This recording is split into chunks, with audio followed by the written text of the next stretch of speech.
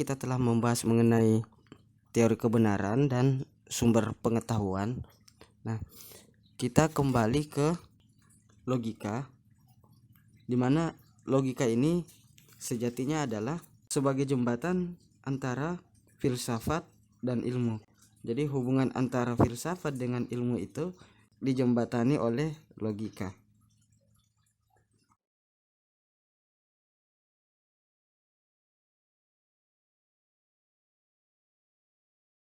Jadi logika itu berasal dari bahasa Yunani yang terdiri dari huruf lambda, omikron, gamma, omikron, sigma, logos. Logos ini adalah nomina atau noun atau kata benda yang berasal dari kata sifat logike. Nah, ini adjektifanya, kata sifatnya. Membahas tentang logika, kita jadi teringat tentang Bertrand Russell yang mengatakan bahwa bapak dari ilmu logika itu adalah Aristoteles.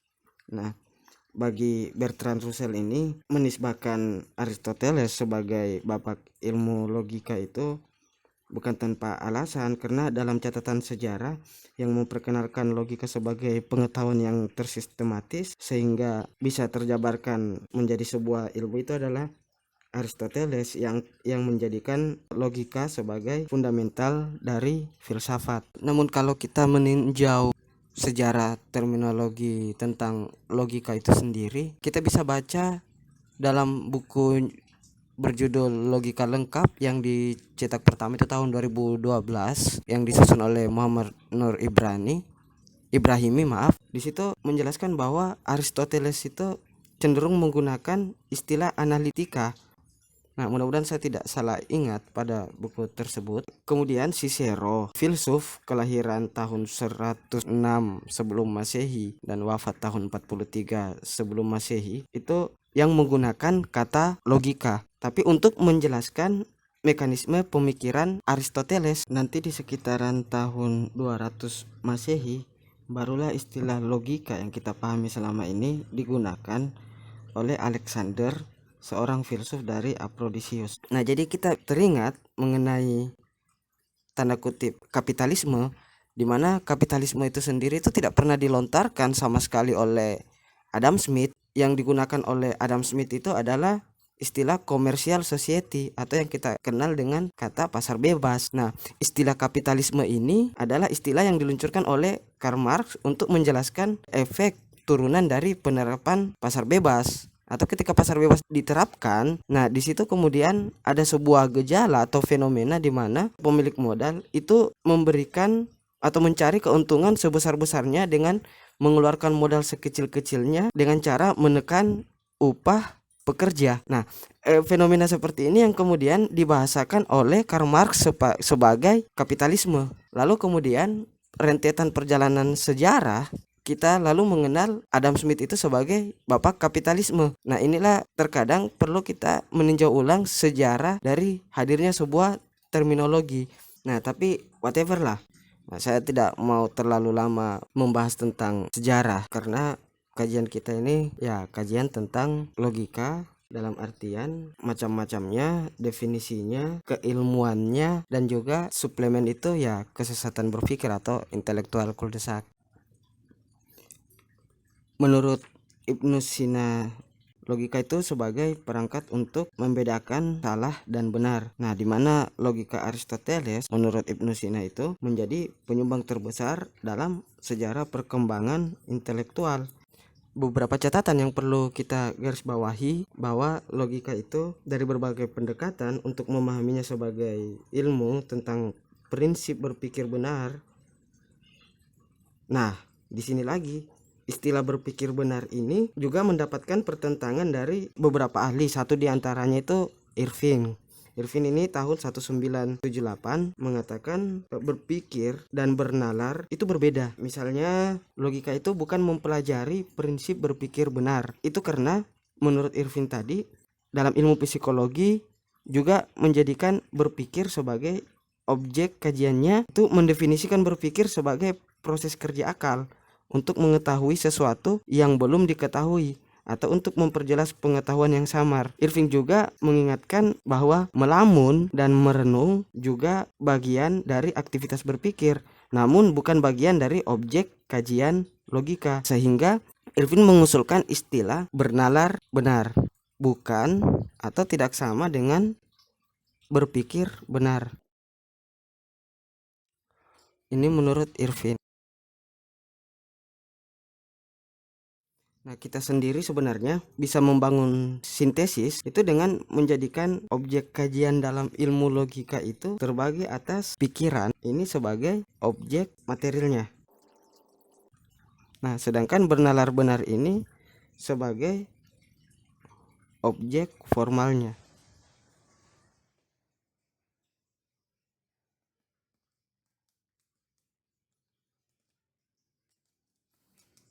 Jadi, menurut saya pada ilmu logika itu objek material dan objek formalnya terdiri dari bernalar benar dan berpikir. Materialnya itu adalah pikiran. Nah, kemudian objek formalnya itu adalah aturan bernalar benar, di mana pikiran ini sebagai eksis atau realitas. Pikiran ini realitasnya ada. Nah, lalu kemudian memiliki aturan sebagai empiris dalam ilmu logika, sehingga hubungan antara pikiran dan aturan ada pada cara penarikan kesimpulan, di mana cara penarikan kesimpulannya itu dijabarkan dalam dua bagian. Yang pertama silogisme, yang kedua induktif. Silogisme ini penarikan kesimpulannya itu dari premis-premis umum atau mayor dan khusus atau minor. Nah, artinya dua atau lebih proposisi sebagai pernyataan itu kemudian ditariklah sebuah konklusi atau kesimpulan, sehingga silogisme ini bisa juga disebut dengan deduktif. Kita bahas silogisme dulu, di mana silogisme ini kemudian terbagi tiga lagi. Yang pertama itu kategori, yang kedua itu hipotetik, yang ketiga itu silogisme disjungtif. Silogisme kategorik itu premis-premis dan kesimpulannya itu diambil dari keputusan yang berasal dari kategori. Nah, pengkategorian contoh nih, sambil contoh di sini. Semua hewan itu membutuhkan air. Nah, ini premis mayor. Nah, kategori dari hewan itu misalnya kucing. Kucing adalah hewan. Nah, ini premis minor. Nah, konklusinya atau kesimpulannya adalah kucing membutuhkan air.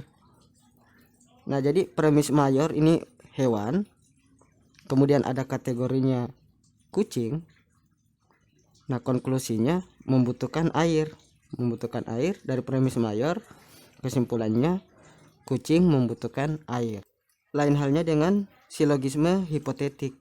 Nah, silogisme hipotetik itu premisnya itu berupa pernyataan yang memiliki syarat atau pernyataan bersyarat. Jadi cirinya ditandai dengan adanya kata jika atau bila. Jikalau, andai kata, umpama, misalnya, seandainya. Nah, kata-kata if yang kemudian konklusinya tuh then, if then, jika maka. Ambil contoh dari silogisme hipotetik ini. Jika hujan, saya membawa payung. Sekarang hujan. Konklusinya saya membawa payung. Jadi di sini premis minornya itu mengakui bagian antecedennya. Nah, jika hujan, saya membawa payung. Kemudian diakui oleh premis minor, sekarang hujan, maka saya membawa payung. Kita ambil contoh lain. Jika hujan, saya membawa payung. Sekarang saya membawa payung, maka hujan telah turun. Nah, karena saya membawa payung, maka hujan telah turun. Nah, di sini menunjukkan bahwa silogisme hipotetik yang premis minornya itu mengakui bagian dari konsekuensinya. Jadi yang pertama tadi itu silogisme yang premis minornya mengakui bagian anteseden.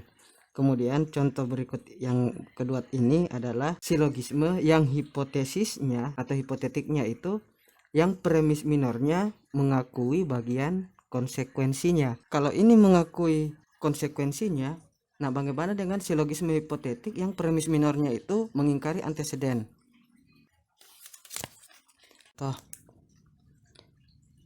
jika hujan, saya membawa payung. Sekarang tidak hujan, maka saya tidak membawa payung. Ini contoh silogisme hipotetik yang premis minornya itu mengingkari antecedennya. Nah, bagaimana dengan silogisme hipotetik yang premis minornya itu mengingkari bagian konsekuensinya? Contohnya itu, jika hujan, saya membawa payung. Sekarang saya tidak membawa payung, maka penyebabnya karena hujan tidak turun. Ini contoh dari silogisme hipotetik yang premis minornya mengingkari bagian konsekuensinya. Jadi silogisme hipotetik itu ada 4.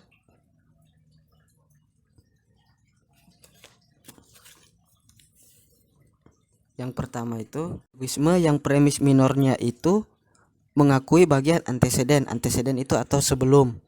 Nah, dia mengakui bahwa sebelum dari premis minornya itu. Nah, jika hujan, saya membawa payung. Nah, ini nih antecedennya sebelum dari hadirnya premis minor. Sekarang hujan, maka saya membawa payung. Nah, inilah contoh silogisme yang premis minornya itu mengakui bagian anteseden. Yang kedua itu adalah silogisme yang premis minornya itu mengakui bagian konsekuensinya. Nah, premis minornya itu sekarang saya membawa payung. Nah, perlu diingat ini sebagai konsekuensi. Jika hujan, konsekuensinya membawa payung. Nah, kemudian premis minornya itu mengakui bagian konsekuensinya, yaitu saya membawa payung. Sehingga kesimpulannya atau konklusinya itu adalah maka hujan turun. Karena turunnya hujan, dia membawa payung. Contoh yang ketiga dari hipotetik, silogisme hipotetik itu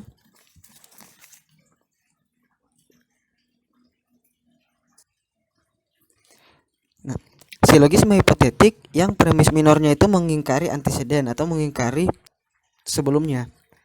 Sekarang tidak hujan, nah maka saya tidak membawa payung. Nah, berarti terjadi pengingkaran tentang jika hujan. Nah, karena tidak hujan, tidak membawa payung. Inilah hipotetik atau silogisme hipotetik yang ketiga. Yang keempat itu adalah silogisme yang premis minornya itu mengingkari bagian konsekuensinya. Nah, berbeda tadi seperti hipotetik, silogisme hipotetik kedua. Kalau yang kedua tadi itu mengakui bagian konsekuensinya. Yang keempat ini silogisme yang premis minornya itu mengingkari bagian konsekuensinya. Nah, sekarang saya tidak membawa payung. Itu karena hujan tidak turun. Nah, jadi ada 4 bagian lagi, cabang lagi dari silogisme hipotetik. Nah, sekarang silogisme disjungtif. Silogisme disjungtif ini itu silogisme yang premis mayornya itu terdiri dari keputusan disjungtif atau terkandung 2 atau lebih pilihan kemungkinan. Nah, kita ambil contoh misalnya,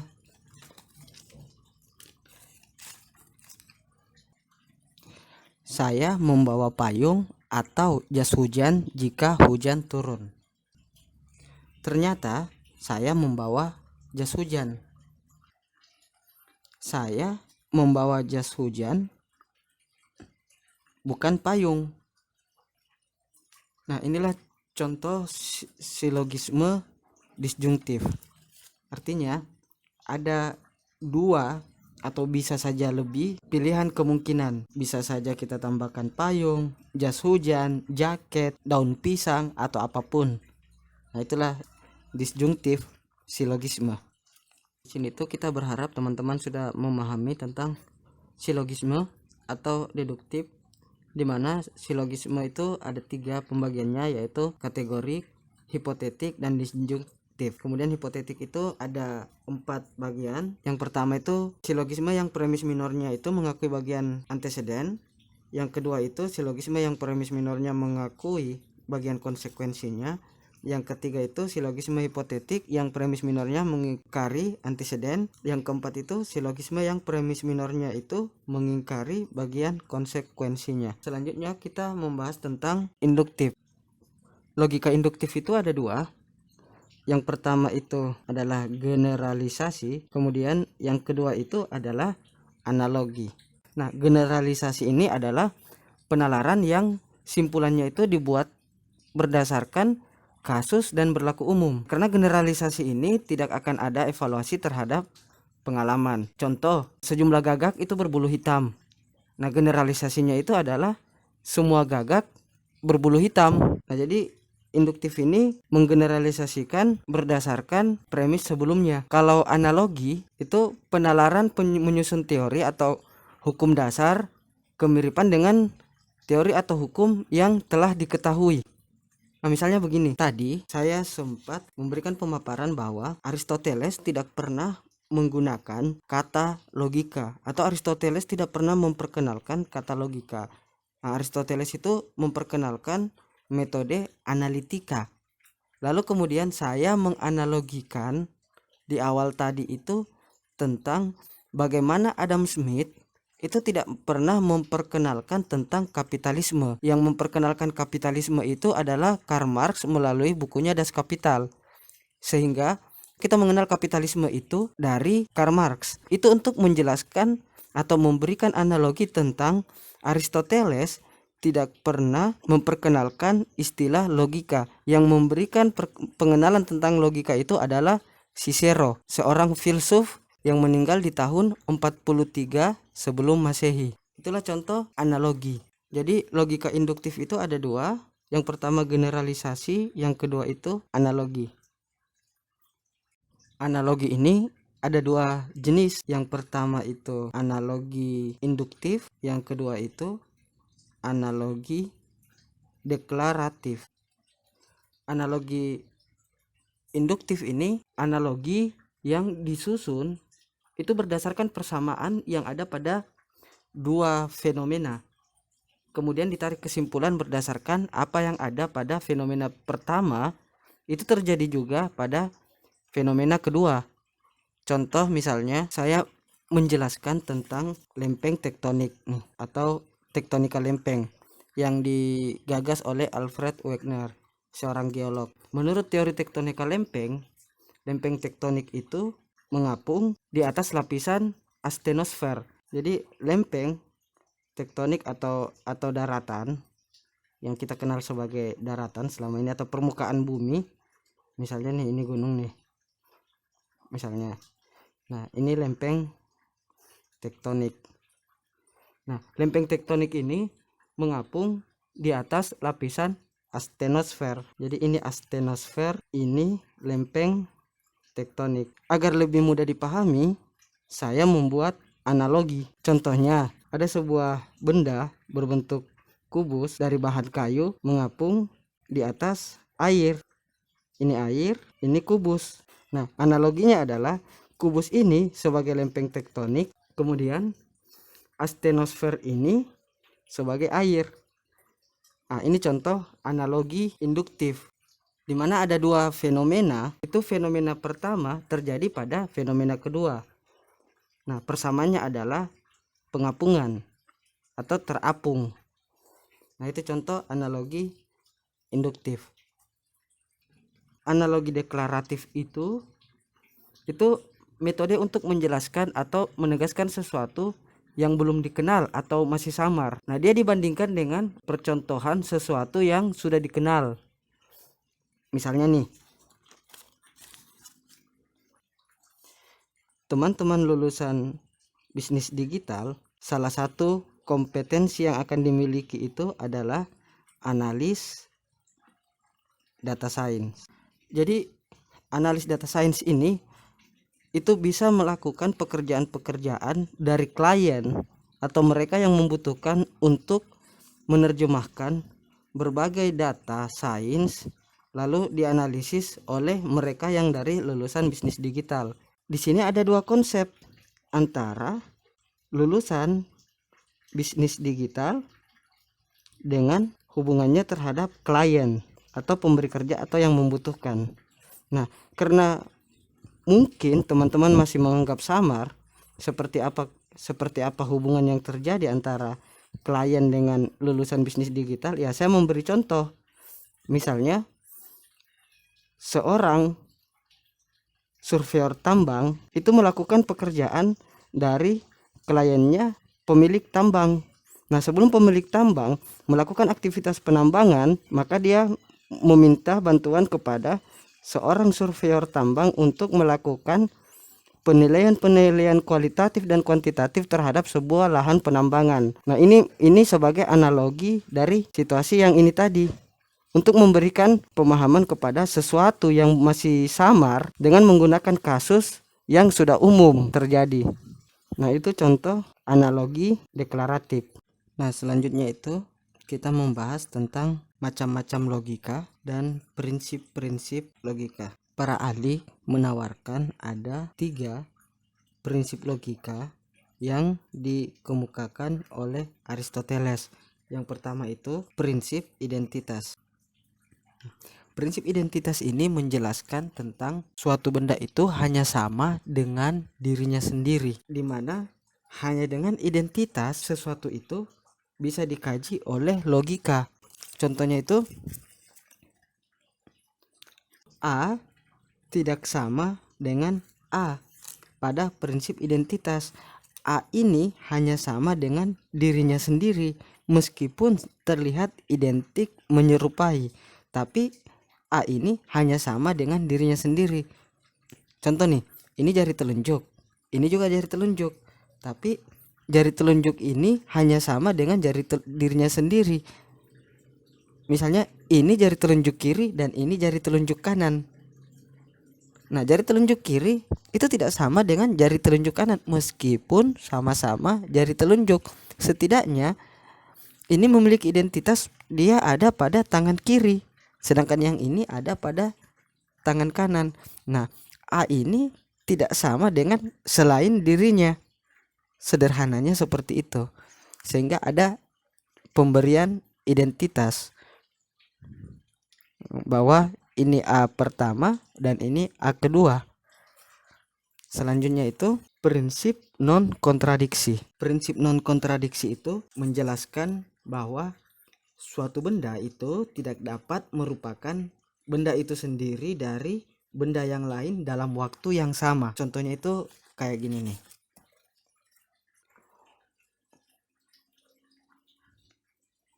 Warna orange ini bukan orange pada waktu yang sama.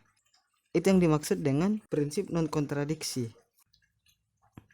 Prinsip penyisihan jalan tengah. Prinsip penyisihan jalan tengah ini menjelaskan bahwa segala sesuatu itu haruslah positif atau negatif. Ini dimaknai sebagai sesuatu yang kaku karena ya begitulah adanya. Hitam itu harus berwarna hitam dan bukan selain hitam. Kalau putih berarti bukan hitam. Nah, misalnya Soekarno telah wafat. Nah, tidak mungkin secara bersamaan Soekarno masih hidup namun secara bersamaan dia juga telah wafat. Jadi hanya ada satu pilihan di antara 2 alternatif, Soekarno masih hidup atau Soekarno telah wafat. Itulah prinsip penyisihan jalan tengah.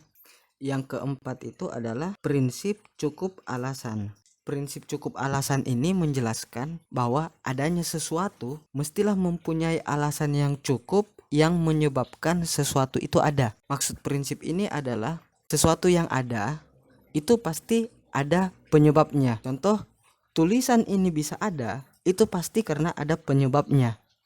Nah, ketika kita menemukan spidol di atas kertas putih atau di atas kertas saja, maka keberadaan spidol ini pasti ada penyebabnya. Nah, itulah prinsip cukup alasan. Jadi inilah 3 prinsip logika yang ditawarkan oleh para ahli, di mana prinsip pertama, kedua, dan ketiga ini berdasarkan pemikiran Aristoteles, dan yang keempat ini ditawarkan oleh Leibniz, seorang ahli filsafat modern.